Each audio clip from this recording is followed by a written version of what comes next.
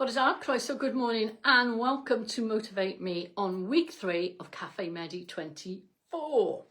So this week we're going to go back and cover something that I've done before based around some of the work that I did for my dissertation. So as you know, I really like the psychology, and Motivate Me is all about really making you think and consider, especially on the weekend when things are slightly different.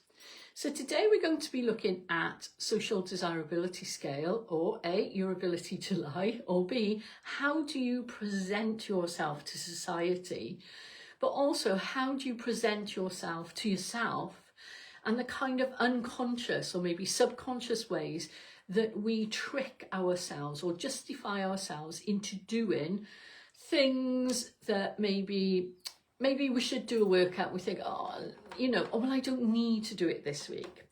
And it's a really interesting concept, and it's an old one. So it started by Marlowe and Crow. It is Crow. Let me just double check. I have made notes. In 1960. And what they said was, there are times as humans, I think these days we'd probably call it masking, where we promote ourselves or position ourselves or put ourselves forward in a manner that we think society wants to see us, or we say things that we think society wants to hear us. Now today we're going to be talking about it in relation to exercise, and we're going to do the Spice Girls trick on you today. All right, so in your journal, in your journal space, we're going to do the 5 whys in a minute. Or the 5 whats really. And I think it's a really interesting concept about how we kind of say we're going to do something. So say, for example, I'm not saying this is you, I'm not even saying this is me. Some people will say like, why are you doing all this exercise? And you go, well, I'm doing it for health reasons. Because, that's a noble cause. If you're doing it for health reasons, then please, that's it. But are you really? Are you really doing it because you don't like the shape of your bum? And is there anything bad going like, well, I'm doing it because of the shape of my bum? Or are you not saying, I'm doing it because I hate the shape of my bum, because you think people will kind of go, well, that's really vain, or, what a stupid thing to say, and it's that little bit of presentation doesn't mean it's wrong. What it means is this: if you can, you don't have to share this with anybody because it is a personal thing. Have a little listen about why are you doing your exercise, or maybe why aren't you doing your exercise? And you start by asking yourself the why questions. And what you say is you say it 5 times. So when I went on this lovely course, they said it in what? Do you know that song? What you really want, what you really want, what you really, really want, what you really, really, really want. And it's that whole thing. So you start off by saying, what is it that you want out of cafe? And you could go like, well, I want to live a healthy lifestyle. Okay, so there's your social desirability, your ability to present to society and yourself a noble reason and cause about why you want to join the cafe. Then you go, well, why do you want to be healthy? And then you start to dig down. Well, maybe I think I'm getting a bit, old, overweight, creaky, Yeah, but why is that a problem? And then you might start to dig down into your deep psychology. And they say you need to do it 5 times to get your unconscious feeling, okay? So you can get to your unconscious space. And it's a really fascinating exercise. And I did it on myself, okay? Based around being a teacher. And there's been some really interesting work out recently about how so many people these days are training to be personal instructors or personal trainers because it's a legitimate way to exercise excessively. And I know when I was teaching courses, we would have people who would have maybe eating disorders or what we call body dysmorphia, where you don't like your body and you can't go to the gym and do 5 hours a day, but you can definitely teach 5 classes a day. And people go, oh yeah, but it's a job.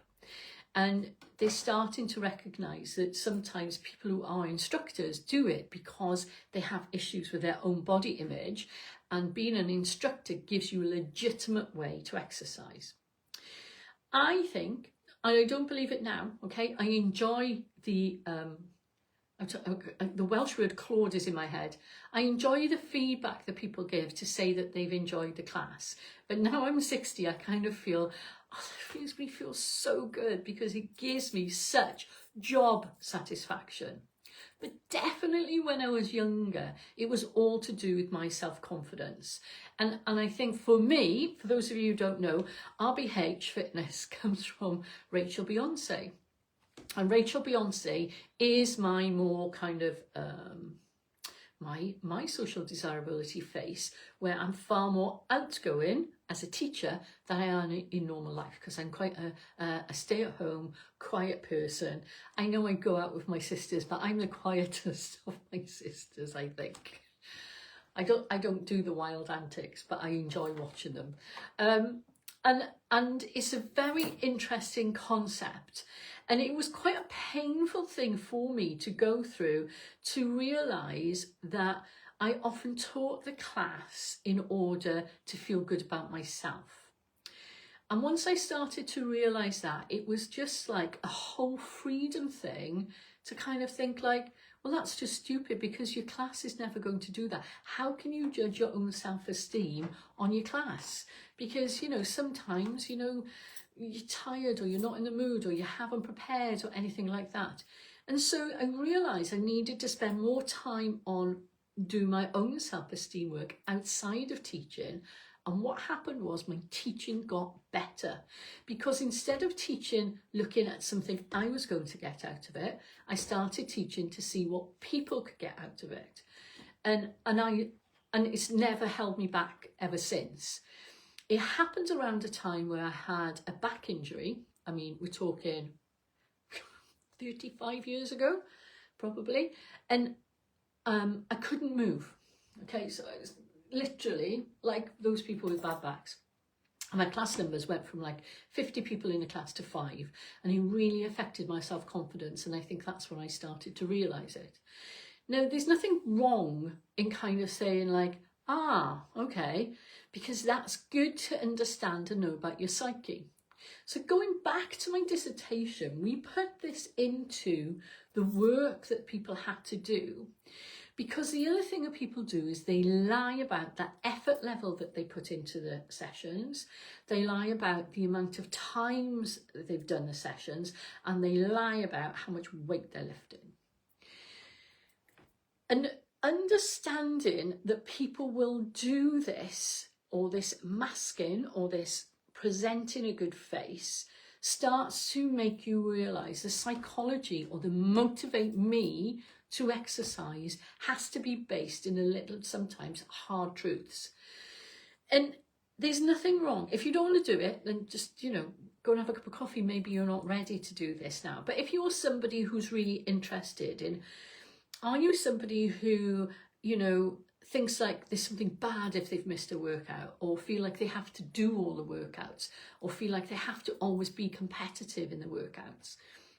Those are kind of little bits of red flags that kind of say like, what is your intrinsic motivation, which is what I did my dissertation on, and what is it that's holding you back? And quite often it is this social scale. So I'll post it up afterwards.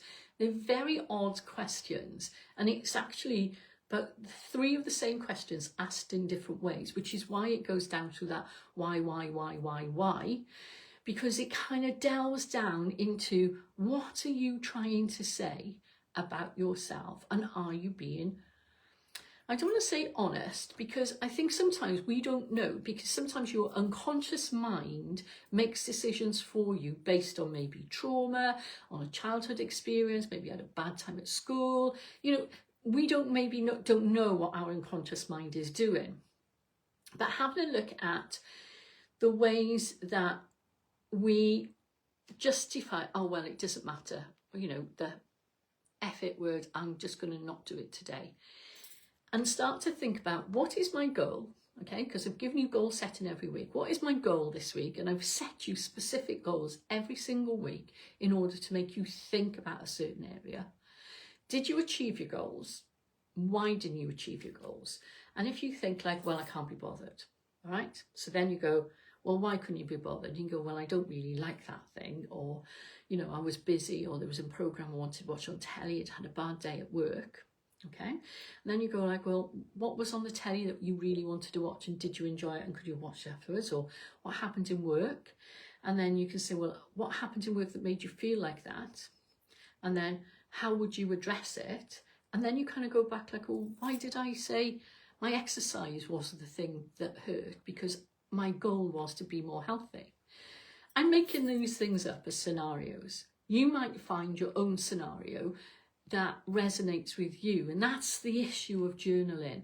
So using those journal bits at the end is not there as homework for me to mark.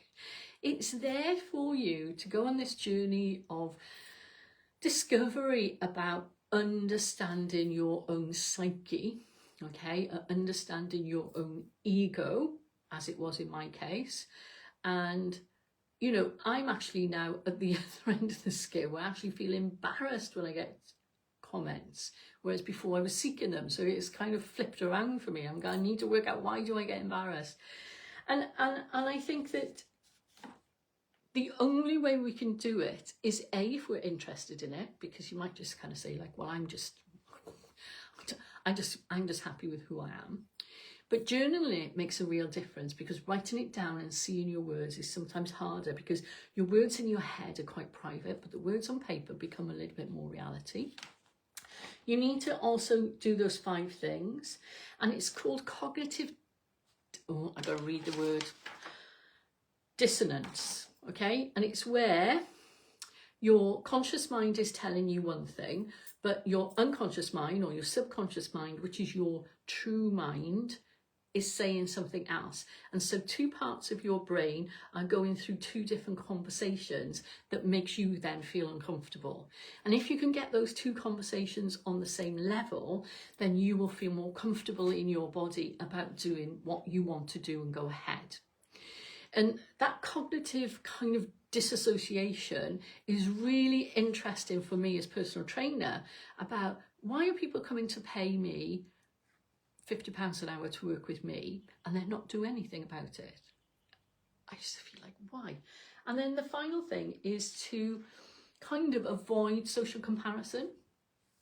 And that's a really hard thing. And I think it's really hard in terms of social media, where, you know, we're often presented with like a beautiful body, and this is your aim and this is your goal. I'm going to show you a photo of this. Every time I look at it, I just think like, poor girl's going to have a bad back. But these are just covers on the CDs, okay, that I buy. Can you see that? Okay, look at the position of her. So she's got like a really skinny person. She's doing a huge hypermobility exercise, and you have to be hypermobile to get into that position. And I'm thinking, why? Why are we presenting? And why do we compare ourselves? You know, we used to call it keeping up with the Joneses, didn't we? But why are we comparing ourselves to other people? Does it matter what I've done in my life? Are you comparing yourself to me? You can be inspired by other people, don't get me wrong, you can be inspired by other people, but not to say, oh well, if only I looked like that, then my life would be like this. And then the final point is to kind of embrace your vulnerability. So if anybody's done anything to do with their inner child, you might have gone into this bit, but kind of saying like, it's okay, you know, I'll look after you. You'll be fine. We can do this together. And understanding that aspect of you, you know, if you get cross with yourself or you're fed up with yourself, then have a little look at it. It's not meant to be a psychoanalysis session, because I often used to feel personal training became a counselling session. But you do actually question your body. You know, when you want it to do something and it can't do it, you kind of, it highlights what you can't do. And I think often in life, we don't often get those situations when we're older. So today, this weekend, when you're going for a walk, it needs to be somewhere peaceful. Do your deep breathing so you can calm your nervous system down, get into your parasympathetic nervous system. Ask yourself, why are you in cafe maybe? And then do those 5 questions. You might find something out interesting about yourself, but the upside, and the upside I found with people in the dissertation who worked with me for 3 months, was they felt more confident. And if you're going to feel more confident in yourself, then it's worthwhile doing. And on that note, I'm going to leave you to it. I'm going to get my garden furniture in because of the storm, and I don't think we're going to have another sunny day to sit out. I'm going to take my mother out for the weekend. She's going to come and stay with us tonight.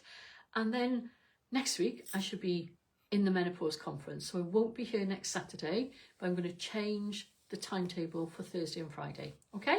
Take care, everybody. Hwyl fawr. See you soon.